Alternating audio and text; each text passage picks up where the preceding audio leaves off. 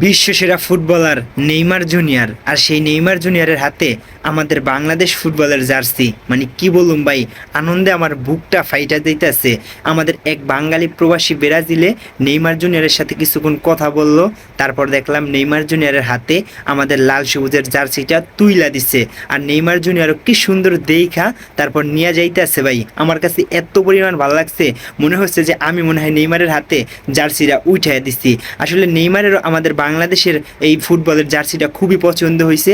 কিছুক্ষণ যাওয়ার পর আবার দেখতে আছে জার্সিটা কীরকম, তারপর আবার কাঁধে নিয়ে যাইতে আছে নেইমার জুনিয়র। মানে বিশ্বসেরা ফুটবলার নেইমার জুনিয়র, আর তার হাতে আমাদের বাংলাদেশ ফুটবলের জার্সি। একবার ভাবতে পারেন এই নেইমার জুনিয়রের জন্য যে বাংলাদেশের কত ফুটবল প্রেমিক শুধু ব্রাজিলকে ভালোবাসে, তা যদি নেইমার জানতো হয়তো সে বাংলাদেশেই চলে আসতো।